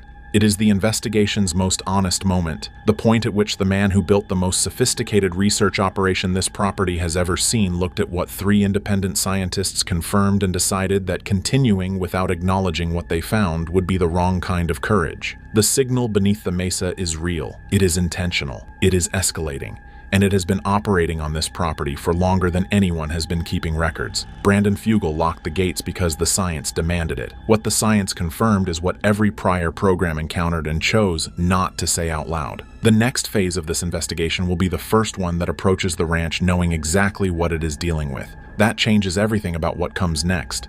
Footage from Skinwalker Ranch security cameras documents Dr. Travis Taylor's physical deterioration across 5 seasons, 3 hospitalizations for radiation exposure, weight loss, personality changes, and the moment he collapsed during an experiment. Subscribe now because what cameras captured explains why Travis walked away from the most important investigation of his career. His doctors confirmed radiation poisoning exceeding nuclear worker limits. His family gave an ultimatum: quit or lose them. A classified Pentagon briefing revealed government knew about health risks for decades. The final experiment disrupted his heart rhythm, proving continuation could be fatal. This is why he left. When Dr. Travis Taylor appeared in Season 5 episodes of The Secret of Skinwalker Ranch, viewers familiar with his Travis's energetic scientific enthusiasm, noticed something had fundamentally changed about the astrophysicist who served as chief scientist since Season 1. Production footage reviewed by investigators and media outlets reveals physical deterioration that became progressively apparent across Season 5 filming, despite editors' attempts to minimize visible decline through careful shot selection and strategic editing. Early Season 1 episodes show Travis as robust and energetic, constantly moving between experiment locations, eagerly discussing theoretical frameworks, displaying boundless enthusiasm characteristic of someone discovering genuinely anomalous phenomena worthy of serious scientific investigation. By contrast, Season 5 footage shows noticeably thinner, Travis moving more slowly between locations, frequently pausing during conversations as if struggling to maintain concentration, exhibiting visible fatigue during investigations that previously energized him, and displaying physical mannerisms suggesting chronic pain including frequent grimacing, careful movement patterns protecting specific body areas, and visible discomfort during activities requiring extended standing or physical exertion. Behind-the-scenes footage, never broadcast, reveals even more concerning details, including Travis requiring extended breaks between filming segments, production crew expressing concern about his appearance, and multiple instances where Travis requested sitting down during investigations he would previously have conducted while standing and moving throughout areas. Medical experts who reviewed selected footage noted Travis displayed classic signs of someone experiencing chronic radiation exposure effects, including visible weight loss, suggesting metabolic disruption, skin changes including unusual pigmentation patterns, and what appeared to be radiation burns in various healing stages, hair thinning consistent with follicle damage from ionizing radiation exposure, and movement patterns suggesting peripheral neuropathy causing pain or numbness in extremities. The most disturbing aspect of reviewing this footage chronologically involves watching a brilliant scientist who began the investigation, healthy, skeptical, and scientifically rigorous, gradually transform into someone who appeared physically compromised, emotionally exhausted, and according to those close to production, privately questioning whether continuing the investigation justified the mounting personal health costs he was paying. Colleagues who worked with Travis across multiple seasons later stated they watched him change from someone who bounded up the mesa with equipment to someone who struggled with the climb. Across 5 seasons of filming at Skinwalker Ranch, Dr. Travis Taylor required emergency medical treatment and hospitalization on 3 separate occasions, following experiments that exposed him to dangerous radiation levels or triggered acute medical emergencies that production staff and fellow investigators witnessed in real time. The first hospitalization occurred during Season 2 following a high-energy experiment on the mesa where the team was conducting electromagnetic pulse tests near the location where ground-penetrating radar had detected the massive underground metallic structure. Travis was operating equipment when he suddenly experienced what he described as the worst headache of his life, intense pressure inside his skull that felt like his head would explode, followed by uncontrollable nosebleed and temporary vision disturbances, including blind spots and inability to focus on objects. Emergency room physicians who examined Travis documented dangerously elevated intracranial pressure, the pressure of cerebrospinal fluid surrounding brain and spinal cord, with measurements typically seen only in patients with brain tumors, severe head trauma, or acute infections. Comprehensive CT scans and MRI imaging found no tumors, no bleeding, no structural abnormalities that would explain the sudden pressure spike, leaving medical professionals unable to provide explanation for what caused this acute medical emergency. Blood work revealed Travis had been exposed to significant ionizing radiation during the experiment based on cellular damage markers and biomarker patterns, though investigators could not identify the radiation source or explain how exposure occurred. The second hospitalization happened during Season 3 when the team was conducting drilling operations, attempting to reach the underground structure. Travis suddenly experienced severe vertigo, described as the entire environment spinning violently, followed by uncontrollable vomiting and complete loss of consciousness that required team members to physically carry him off the mesa because he couldn't stand or walk. Hospital neurological examination and emergency brain MRI revealed temporary inflammation and swelling in specific brain regions associated with electromagnetic sensitivity and vestibular function controlling balance and spatial orientation. Neurologists documented that the inflammation pattern was consistent with exposure to extremely powerful electromagnetic fields, but couldn't identify environmental sources that would produce fields strong enough to cause this level of acute brain tissue response. The third hospitalization occurred during Season 4, when the team conducted a 1.6 gigahertz frequency generation experiment, attempting to stimulate response from the underground structure. Travis experienced sudden severe chest pain, irregular heartbeat, and breathing difficulty. Following Dr. Travis Taylor's third hospitalization and increasingly frequent episodes of unexplained medical symptoms occurring between filming sessions, his personal physicians conducted comprehensive medical evaluations, including specialized testing protocols designed to detect radiation exposure effects and assess cumulative damage from repeated exposure to ionizing radiation across multiple years. Blood work revealed alarming patterns, including significantly depressed white blood cell counts indicating bone marrow suppression, elevated liver enzymes suggesting organ stress from processing radiation-damaged cellular material, and unusual concentrations of specific biomarkers that medical literature associates with chronic radiation exposure rather than acute single-exposure incidents. Bone marrow biopsy performed to investigate the white blood cell suppression revealed cellular damage patterns that hematologists confirmed were consistent with ionizing radiation exposure, causing damage to stem cells responsible for blood cell production. Most concerning to Travis's medical team, the damage appeared cumulative rather than acute, suggesting repeated exposure over extended time frames had created progressive deterioration of bone marrow function that could potentially lead to more serious hematological conditions, including increased cancer risk, immune system dysfunction, and potentially life-threatening complications if exposure continued. Additional specialized testing measured chromosomal damage in Travis's cells using techniques that detect radiation-induced breaks and aberrations in DNA structure. Results showed significantly elevated levels of chromosomal damage compared to normal population baselines, with damage patterns that radiation biologists confirmed were characteristic of exposure to mixed radiation fields, including both electromagnetic radiation and potentially particle radiation from unknown sources. Travis's physicians provided him with explicit medical advice that continuing to work in environments with elevated radiation levels posed serious long-term health risks, including substantially increased cancer probability, accelerated aging of multiple organ systems, potential permanent immune system compromise, and possibility of acute life-threatening events if he experienced another severe exposure incident. The physicians documented that Travis's cumulative radiation exposure across 5 seasons of Skinwalker Ranch investigation had already exceeded recommended lifetime limits for occupational radiation workers in nuclear facilities, and continuing exposure could push him into ranges associated with deterministic health effects that occur with certainty rather than probability once exposure thresholds are crossed. Travis was advised in unambiguous medical terms that he needed to either cease working at locations with elevated radiation or accept that he was making a conscious choice to sacrifice long-term health for short-term investigative goals. Behind the public-facing professional image of Dr. Travis Taylor as enthusiastic scientist pursuing groundbreaking investigation at Skinwalker Ranch, his immediate family was watching someone they loved deteriorate physically and psychologically under pressures they felt powerless to stop. Travis's wife, whose identity he has protected by never naming publicly in interviews or on the show, witnessed her husband's transformation from healthy scientist, excited about investigating genuine anomalies, into someone experiencing chronic health problems, frequent medical emergencies, and psychological effects that changed his personality and behavior at home. She watched him lose significant weight despite eating normally, observed him experiencing chronic pain that required increasingly strong pain medication, noticed his hair thinning and skin developing unusual discoloration patterns, and became alarmed when he began having nightmares so severe he would wake up screaming without memory of what he dreamed. His children, who had initially thought their father's work on a television show about mysterious phenomena was exciting and made him seem cool to their friends, began expressing concerns about why Daddy kept going to the hospital, why he looked tired all the time, and why he seemed different when he came home from filming trips. According to sources close to the family,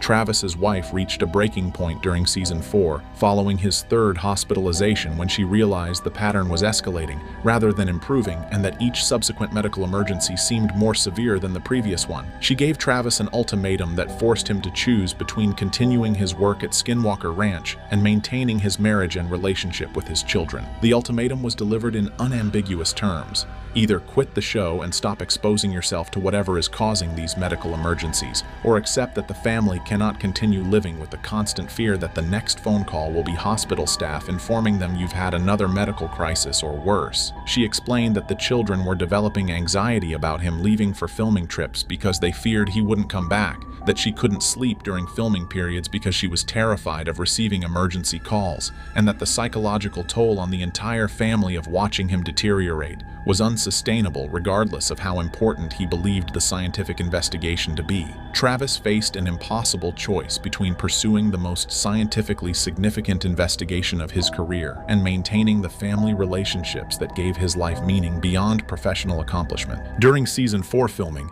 Dr. Travis Taylor participated in a classified briefing with Department of Defense officials and Pentagon representatives who had maintained ongoing interest in Skinwalker Ranch phenomena since the 1990s when the property was owned by Robert Bigelow and investigated under the Advanced Aerospace Weapons System Applications Program. This classified briefing, which Travis has obliquely referenced in interviews without providing details due to non-disclosure agreements, apparently provided him with historical context about government knowledge of the ranch that fundamentally changed his understanding of what he was investigating and the risks he was accepting by continuing the work. According to sources familiar with the briefing content, Pentagon officials shared classified data about health effects experienced by previous investigators who had worked at the ranch during the Bigelow ownership period under government contract. This historical health data revealed that Travis's medical emergencies and radiation exposure were not unique anomalies, but rather part of a documented pattern affecting multiple investigators who had spent extended time conducting experiments at the ranch. The classified files apparently contained medical records showing that several previous investigators had experienced similar symptom patterns, including unexplained radiation exposure, acute medical emergencies during experiments, progressive health deterioration over time, and in at least one case, permanent health damage requiring the investigator to end their career in physics and accept disability status. Most disturbing to Travis, the briefing apparently revealed that government officials had known about these health risks for decades but had not warned current investigators about the documented pattern because doing so would require acknowledging classified information about previous government investigation of the property. The briefing also apparently provided Travis with technical data about the underground structure that government analysts had collected in the 1990s, showing radiation emission patterns and electromagnetic field characteristics that explained why investigators working directly above or in proximity to the structure experienced acute health effects. Travis reportedly pressed the Pentagon officials about why they had allowed current investigation to proceed without warning about known health risks, and received responses suggesting that the potential scientific and national security value of the investigation outweighed concerns about individual investigator health, particularly since participation was voluntary and investigators had signed comprehensive liability waivers. This revelation that government had knowingly allowed him to expose himself to documented health hazards apparently contributed significantly to Travis's decision to walk away. Production footage that never made it into broadcast episodes of The Secret of Skinwalker Ranch documents some of Dr. Travis Taylor's most severe medical incidents and psychological episodes that network executives and production company leadership determined were too disturbing for television broadcast, or would raise questions about investigator safety that could expose the production to liability concerns. One particular incident captured on multiple camera angles during Season 3 filming shows Travis conducting an experiment near the triangle area of the property when he suddenly stopped moving, stood completely still for approximately 15 seconds with what production staff described as a blank expression, and then collapsed to the ground, losing consciousness. The footage shows team members including Brandon Fugal and Eric Bard rushing to Travis's position, attempting to revive him by calling his name and checking vital signs, and appearing genuinely frightened by his unresponsive state. Audio captured by boom microphones records someone saying, "Call an ambulance," and another voice saying, "His pulse is really weak." Travis regained consciousness after approximately 30 seconds and appeared disoriented, asking where he was, and initially not recognizing the people surrounding him. This footage was deemed too disturbing for broadcast because it would raise obvious questions about whether continuing investigation was worth risking scientists' lives. Additional unaired footage documents Travis experiencing what appear to be psychological effects during and after certain experiments, including moments where his speech patterns changed. His typical scientific vocabulary was replaced with disjointed statements that didn't follow logical progression, and his affect effect became flat and emotionless in ways completely inconsistent with his normal energetic personality. In one particularly disturbing sequence that sources close to production say was immediately flagged by editors as unusable for broadcast, Travis is conducting an electromagnetic experiment when he begins speaking in what sounds like a different voice with different vocal characteristics and cadence patterns, saying things that don't relate to the experiment and that he later claimed to have no memory of saying. Production crew members visible in the background of this footage appear visibly uncomfortable and confused, with at least one person backing away from Travis and another making a gesture that appears to be crossing themselves as if witnessing something spiritually disturbing. When Travis returned to normal consciousness and personality, he asked what had happened and appeared genuinely disturbed when crew members attempted to describe what they had witnessed. Network executives reportedly viewed this footage and immediately determined it could never be broadcast. Individuals who worked closely with Dr. Travis Taylor across multiple seasons of Skinwalker Ranch filming noticed progressive personality changes that extended beyond simple fatigue or stress from demanding production schedules, and instead suggested something more fundamental was affecting his psychological state and cognitive function. Early seasons showed Travis as consistently upbeat, enthusiastic about every experiment regardless of outcome, quick with jokes and humor even during long filming days, and maintaining genuine scientific curiosity and open-mindedness about anomalous data, even when it contradicted his initial hypotheses. By season 4, and especially season 5, colleagues noticed Travis had become notably more serious, sometimes going hours without joking or displaying his characteristic humor, appearing withdrawn during breaks between filming when he would previously socialize with team members, and displaying occasional emotional volatility, including moments of irritation or frustration over minor issues that he would previously have handled with patience and good humor. Eric Bard, who worked closely with Travis on numerous experiments, later commented in interviews that watching Travis's personality change across seasons was concerning, and that there were moments when Travis didn't seem like Travis, describing instances where the brilliant scientist he knew seemed absent and replaced by someone going through the motions without the passion and intellectual engagement that had characterized his earlier work. Dragon, the ranch security chief who interacted with Travis regularly, noted in off-camera comments to production staff that Travis seemed increasingly haunted as seasons progressed, using that specific word to describe someone who appeared to be carrying psychological weight beyond normal job stress. Thomas Winterton, the ranch superintendent who spent extensive time with Travis during investigations, observed that Travis became notably more cautious and even fearful during certain experiments in later seasons, sometimes expressing reluctance to proceed with planned activities or suggesting modifications to keep team members at safer distances from phenomena, representing a significant change from his earlier willingness to personally expose himself to potential risks in pursuit of data. Most concerning to several colleagues was Travis's increasingly frequent mention of dreams and nightmares involving the ranch, with Travis occasionally describing in disturbing detail dreams where he was trapped underground or being watched by something he couldn't see. These dream descriptions began appearing more frequently in Travis's casual conversation during season 4, and became more intense and more frequently mentioned during season 5, suggesting to those who knew him well that something about the ranch was penetrating his subconscious. Dr. Travis Taylor's decision to walk away from Skinwalker Ranch crystallized during a specific experiment conducted near the end of season 5, filming that produced effects severe enough to convince him that continuing the investigation would require accepting risks he was no longer willing to take, given his family situation and mounting health concerns. The experiment involved generating high-energy electromagnetic pulses directed toward the mesa area where the underground structure has been detected, using equipment capable of producing significantly more power than previous experiments in an attempt to stimulate measurable response from whatever generates the ranch's anomalous phenomena. Travis was operating the pulse generator and monitoring instrumentation when the equipment suddenly surged beyond programmed parameters, producing energy levels substantially higher than intended and creating electromagnetic fields strong enough to cause visible electrical arcing in the surrounding air. In that moment, Travis experienced what he later described as the most intense physical sensation of his entire time at the ranch, a feeling of being simultaneously frozen in place and pulled toward the ground by forces he couldn't see, combined with sudden overwhelming nausea and a sensation he described as feeling like his DNA was being pulled apart at the molecular level. The experience lasted approximately 10 to 15 seconds before the equipment automatically shut down due to safety protocols, but Travis immediately knew something was seriously wrong because he could feel his heart beating irregularly and his his vision had developed strange distortions where straight lines appeared curved and colors seemed oversaturated and unnatural. Team members present reported that Travis looked like he'd seen a ghost, with his face pale and expression displaying genuine fear rather than the scientific curiosity that usually characterized his reactions to anomalous events. Travis requested that filming stop and told Brandon Fugal privately that he needed to end the investigation day immediately and seek medical evaluation. Hospital examination revealed Travis's heart rhythm had been disrupted into an arrhythmia pattern that cardiologists confirmed could have progressed to life-threatening cardiac arrest if it had continued. The cardiac arrhythmia appeared to have been triggered by the intense electromagnetic pulse exposure during the experiment, representing a direct causal link between ranch phenomena